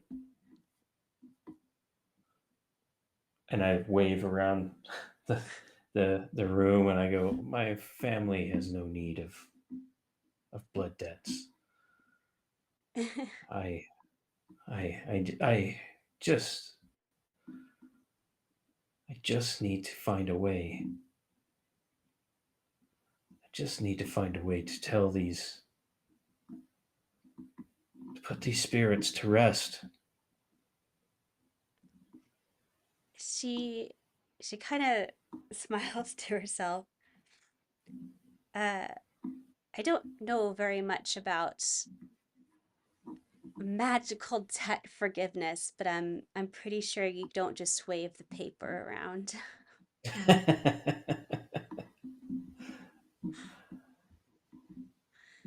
Um, Alternatively, perhaps a ritual.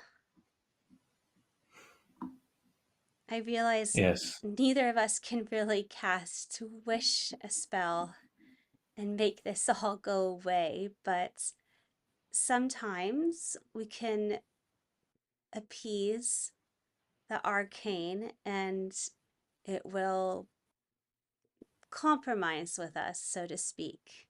Is there a place that would allow us to create a ritual like that?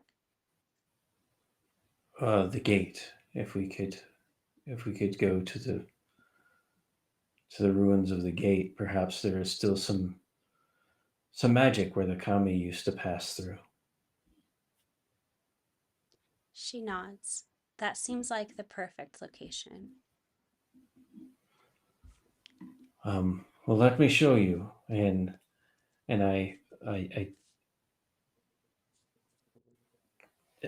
kind of walk through the house, and I walk towards the gate, and I go back into kind of that storyteller mode, and I talk about how the village once stood, and what the path to the gate was like, um, and I point to a big log that is basically covered in moss now, but you can still see hints of orange.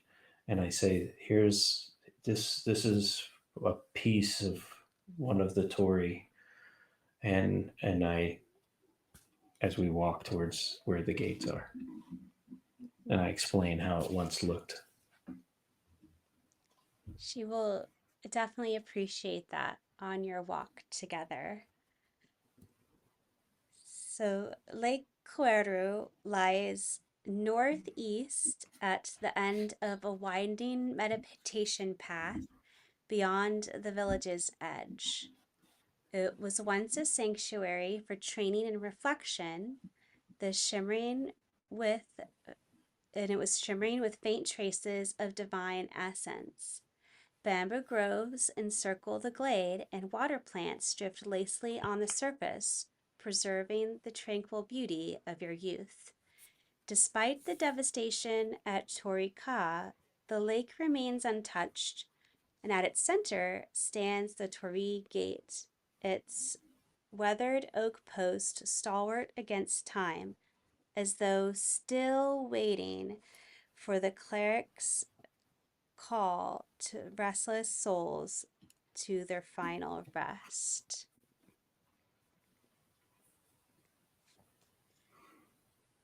What do you do next? I go to the gate, or to where, you know, I go down to by the lake and where the gate once stood, and Mhm. I try and recall like some of the rituals of my youth, some of the things that, even though I was never really a part of that sect, I guess, of our village, having been raised a warrior and a defender, um, I try to recall some of it, um, and then I take out the blood debt and I lay it on the ground,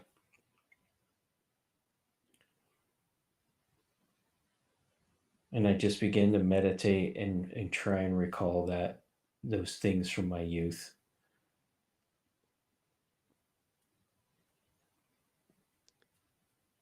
And As then oh, go ahead. go no, go ahead. I was going to say, and then I'll begin some kind of a meditation kata to try and help me recall it. Mhm. While you're doing this, Ada has given you the space to work. Before you realize it, you hear some soft music behind you. She doesn't have a bronze bowl or mallet, but instead she has laid her lyre across her lap and is trying to draw out each tone so it has that same meditative quality that you described to her. And she's treating the frame of the instrument as if it could have a percussive element to try to aid you in your meditation. And she's using calm, slow strokes to aid in any chant you might decide to utilize and to provide a slow beat as you flow through the kata. I will begin to try and at least intone some of um, the meditation, almost like the noise of a bowl being hit with a mallet. You know, just the reverberation, um, and what goes from a hum to a a full voiced uh, chant, and then back to a hum as I do my meditation. Mhm. After some time, you're starting to sense an energy building around you. And if you were to peek out towards the lake, you would realize that those little shimmers of essence have started to slowly build back up into a slight glow that is hovering just over the surface of this shallow area. And as you continue, it builds and builds and builds, and eventually it coalesces into a figure. And as this bright light diminishes back down into the glimmers that you are accustomed to, you see an incorporeal figure kneeling before the Torii gates. And at first, she doesn't speak, but she does turn towards you as if she is very much aware that it is you who has summoned her. I I'll slowly come to a bow, and I'll say,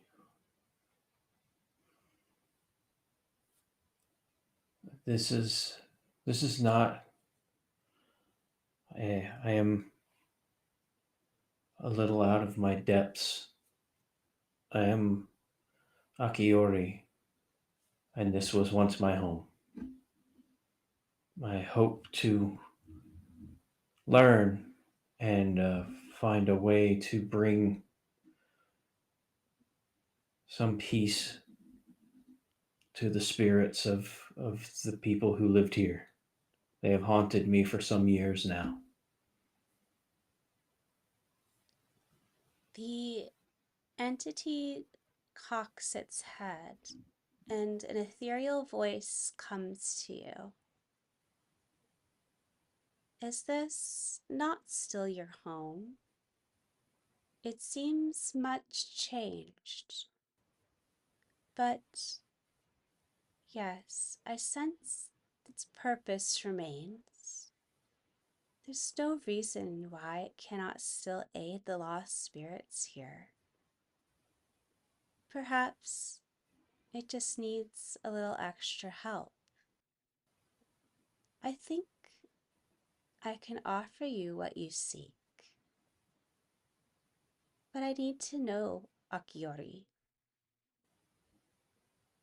why are you so desperate as a warrior spirit to guide the lost souls that remain here?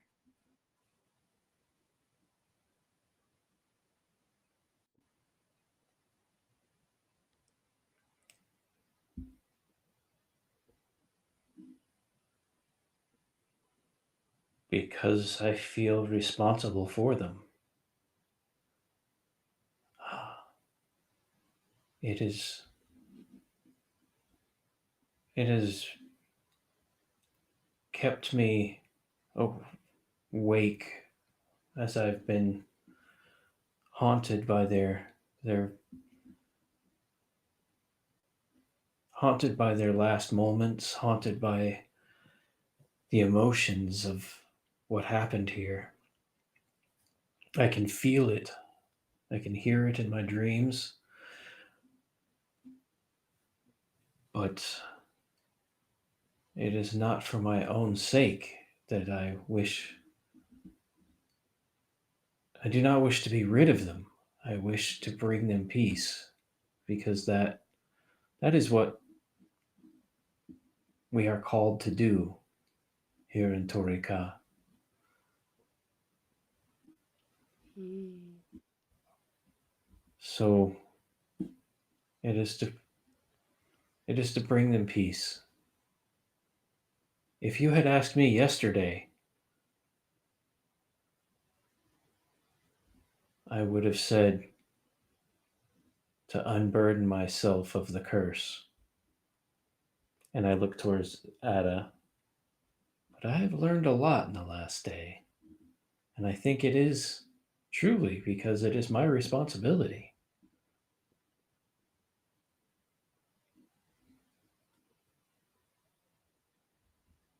You get the sense that this entity is almost looking inside of you and examining something. And while that unsettles you, you also notice that Ada doesn't seem to be aware that you're conversing with the spirit. She is still playing on her lyre as if nothing has happened. In fact, as you turn back, you're starting to realize that the lake and the Torii gates look a lot different. There's sort of an ethereal, otherworldly quality here now. The gate seems newer, more fresh, and not careworn. There's a mist hovering about the lake, and the bamboo shoots seem young and unscarred. It's as if you've temporarily stepped through the doors to somewhere else, or seen things as they once were before. And just as she's looking into you, you are looking back into her a little bit more. And she sort of nods as if she's made a decision. I've waited a long time here at the gates for someone to come and claim.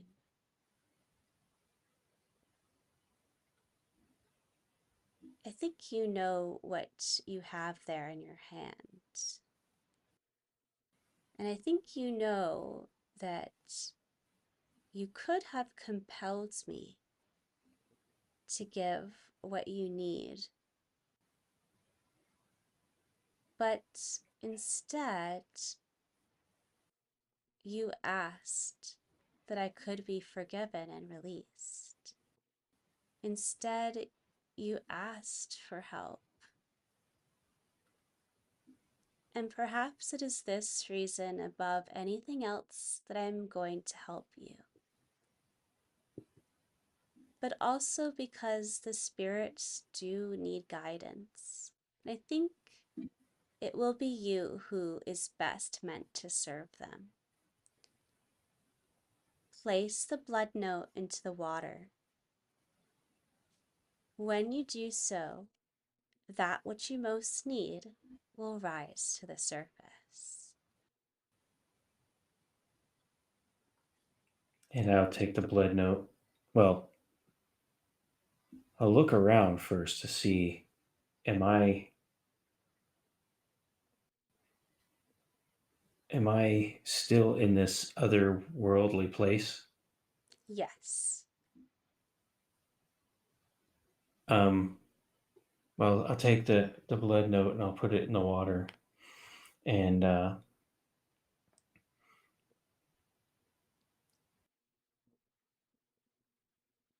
give another hum Mhm. to try and match with the music that I can hear from Ada. Mhm. As this contract touches the surface of the shallow water, it starts to sink down into the silty mud. And as soon as it does touch the bottom, something else rises up to meet the surface, and it is a bronze held handheld mirror. It is ornately decorated in relief engravings of flying sparrows and different spring flowers. And you can sense the magical power coming from this artifact.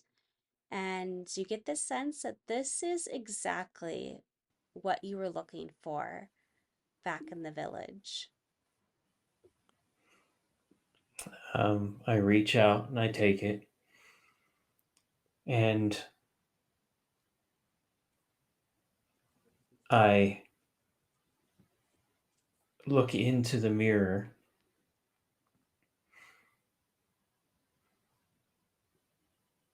and I try and remember some of the visions that I've been plagued by in my dreams. I try and recall some of those villagers, some of those people as I look into the mirror. And at first, it seems as if nothing is happening. But the longer you hold this mirror, the more that you focus and listen, the more that you understand that you will need to hone in on one spirit at a time. And as soon as you do, you're able to successfully temporarily tether that one spirit to the mirror in order to converse with them successfully for the first time since that chaos surge. So I will conjure up the spirit or the memory of my father and bring Mm. him into the mirror. And say that I have found my way back home. Uh, I feel as if my role has changed from that of a warrior to that of a guide.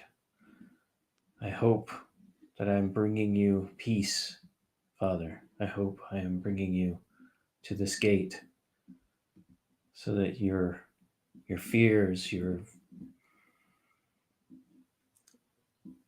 torment can be ended.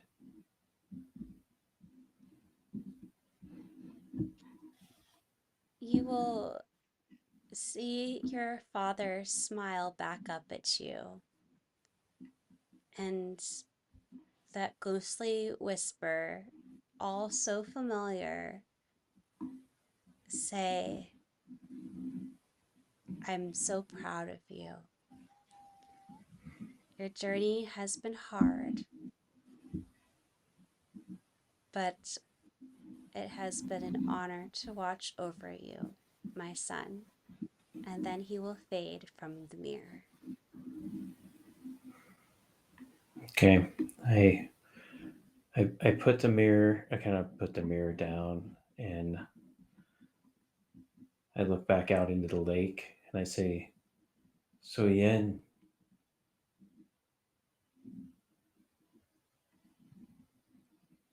She I have a will, lot of go ahead, sorry. I have a lot of work to do.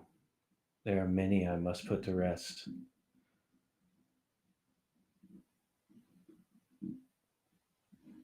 Your your debt is paid, and I whatever it might have been, I wish you as well peace and away from a way to escape the chaos that might bind you. She smiles. It was not chaos that bound me here, my child. It was fate. I needed to wait for the right person to clear my debts. It's not every day that we, the nature spirits of this world, are called into service. We primo cugere may be powerful, but we are bound by the laws of this world, just like anyone else. And perhaps since you have freed me, I still owe you a debt as well. And so, as I go with my thanks, and she transforms, as she does, you see very briefly this great water dragon that forms almost out of this misty, watery, spiritual formation and sort of sails towards you, brushes against your body before vanishing through the spirit gate. And as she goes, you feel a slight burn on the arm holding the Naginata. And looking down, you see the image of a dragon.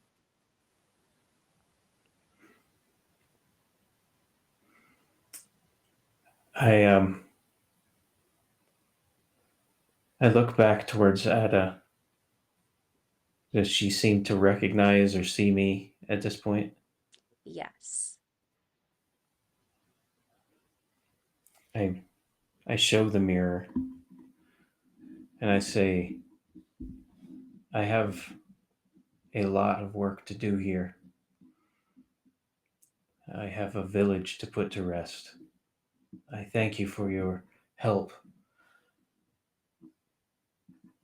Stay as long as you wish, but this is where I stay.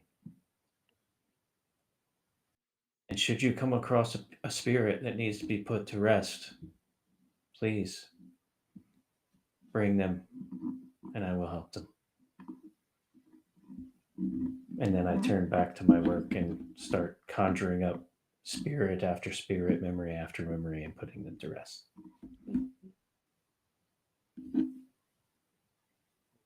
Ada will provide musical accompaniment for you in her own way, providing a song of rest to sustain you while you work.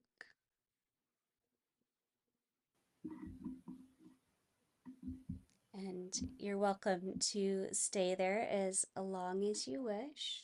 Uh, but you've fulfilled the mission that was laid out for you many generations ago.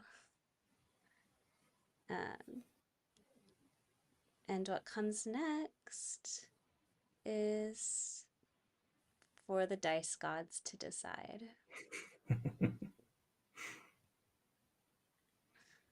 Yay!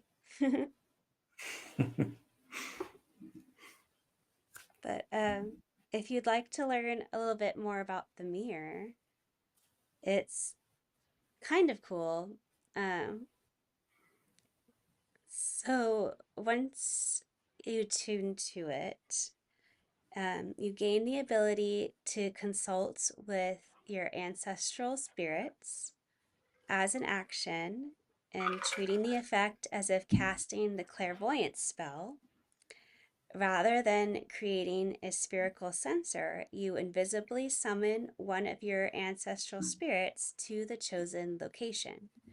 The effect is tied to the artifact, and the spirit will appear within the mirrored surface for up to 10 minutes, allowing you to speak to the departed soul for the duration.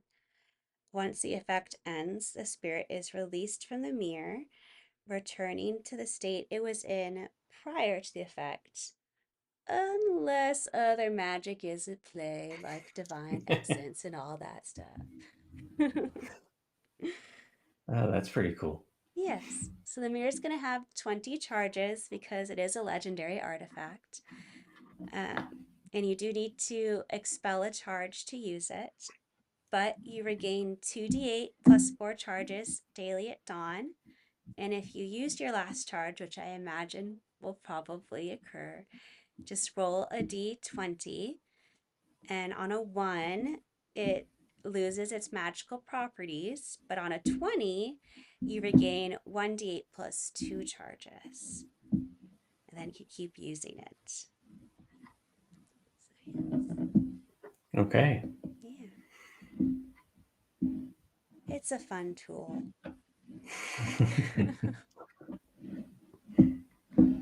So I cursed you, but I also fixed it. Well, I just like the curse of the Naginata helped me role play the character quite a bit, so that was pretty cool. Well, thank you.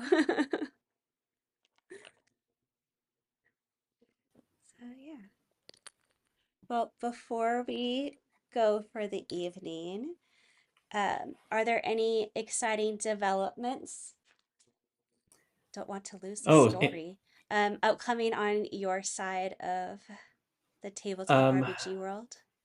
yeah. So there's two things. Well, I mean, there's a ton of things going on right now, but the ones that I'm currently like working on this week is I'm authoring Lore Long Lost, which is um, for GUI Cube. It's the journal of Gerald Geisengax. So I'm writing as Gerald, and it's a novelette. It's not an adventure. It's just a novelette like some of their other novelettes that they've put out, like Secrets Most Dire and those types of things. So doing that for GUI Cube. Um, and then I recently, and I'll show these off, I recently created these, which are the like RPG safety cards Oh, to cool. go along with In Service of the Tiger, because, which I'll show that as well, In Service of the Tiger. I Um, really like the art. I've been looking at the artwork a lot from. I was trying to copy it with my watercolor style so it could kind of like art is hard. Artists are, well, I can't do art. That's why I had to hire artists for that. I wrote the book, but I definitely didn't do the art for it. Um, but In Service of the Tiger is a historical fiction RPG, and there are some themes in it, like seppuku, that are a part of the Japanese culture.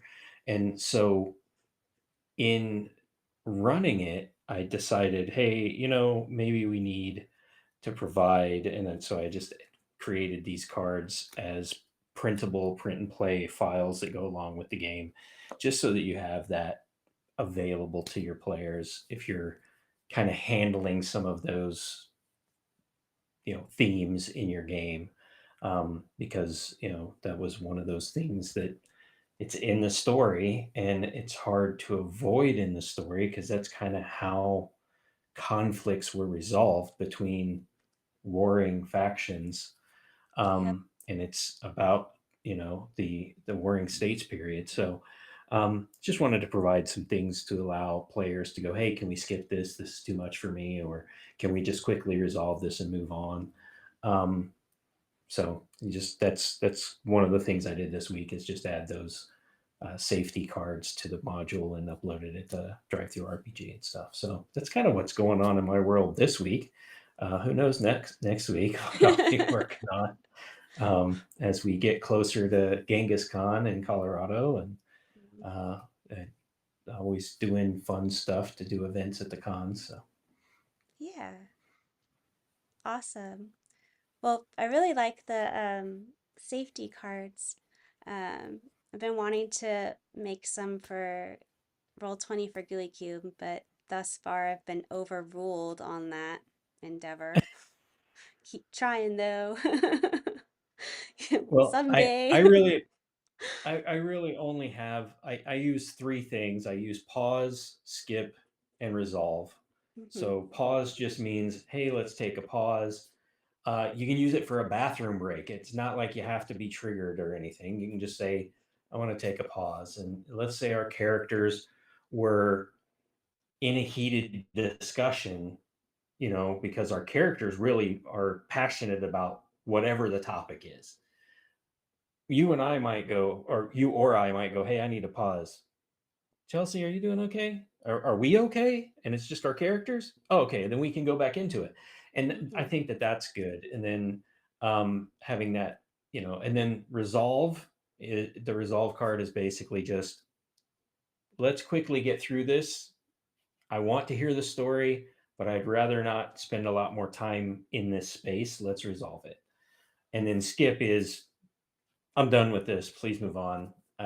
You can flash back to how that resolved some other way, but we need to skip this, which is kind of the most powerful one. So, um, but yeah, I think that it's helpful to have those things in play just in case somebody's uncomfortable, just to let the GM know, hey, I'm feeling a little uncomfortable.